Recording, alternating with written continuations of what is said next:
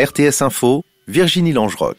Bâle-Ville serre la vis avec la hausse des cas de Covid. Contrairement à la tendance nationale en Suisse, les chiffres bâlois continuent d'augmenter, aussi bien pour les nouvelles infections que pour les hospitalisations et les décès.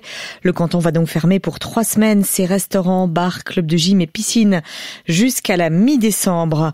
Le Valais, lui, prolonge ses restrictions sanitaires. Cafés, restaurants et lieux de divertissement resteront donc fermés aussi jusqu'à la mi-décembre. Les cas de Covid sont en baisse, mais c'est grâce aux mesures prises entre la fin octobre et début novembre, rappelle le conseiller d'État valaisan Christophe Darbelay. À l'inverse, après 3 semaines de fermeture, c'est reparti à Genève. Certains commerces, pas tous. Les salons de coiffure, les instituts d'esthétique notamment, pourront rouvrir dès demain, après la décision des autorités cette semaine d'assouplir le reconfinement partiel dans le canton. Au Portugal, l'état d'urgence sanitaire en vigueur depuis le 9 novembre a été prolongé jusqu'au 8 décembre. Les municipalités les plus touchées sont soumises à un couvre-feu nocturne en semaine et à partir de 13h le week-end. Le télétravail a été rendu obligatoire, mais contrairement au confinement du printemps, les écoles restent ouvertes. En France, l'Assemblée nationale a voté ce soir la mesure la plus controversée d'une proposition de loi dite de sécurité globale. Cette loi limite la diffusion d'images de policiers en opération.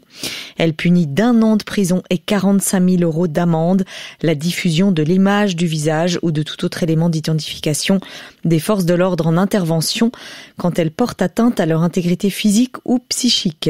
Plusieurs mouvements de défense des droits de l'homme jugent que cette loi restreindra sérieusement la liberté d'expression. Hockey sur glace, Fribourg-Gotteron est désormais leader en National League. Les Fribourgeois s'emparent de la première place du classement grâce à leur victoire ce soir face à Bienne sur le score de 4-1. Alain Thévaux, vous êtes en direct à l'Arena de Fribourg.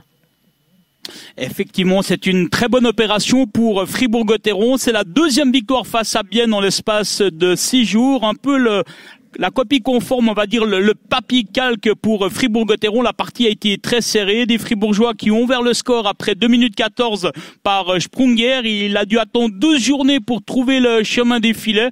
Et pour l'anecdote, c'est aussi lui qui a scellé la marque dans une cage vide. Victoire des Fribourgeois 4-1 face au HC Bienne. À noter la bonne prestation du gardien Reto Berra. Gotteron est leader, vous l'avez dit, certes avec 2 points d'avance, mais un match de plus que ses poursuivants Lausanne et Zug. Et sur les autres patinoires en National League, il y a 2-2 entre Genève Servette et les ZSC Lions. Également dans les dernières minutes, Rapperswil s'impose face à Ambry sur le score de 4-1. Merci Alain Thévaux en direct de Fribourg. Demain et ce week-end, il y aura du soleil malgré quelques nuages bas le matin. Il fera un minimum de -2 à 0 degrés, 5 à 8 degrés au maximum. Dimanche et en début de semaine prochaine, le temps sera sec et bien ensoleillé. Après, là aussi, quelques grisailles matinales sur le plateau.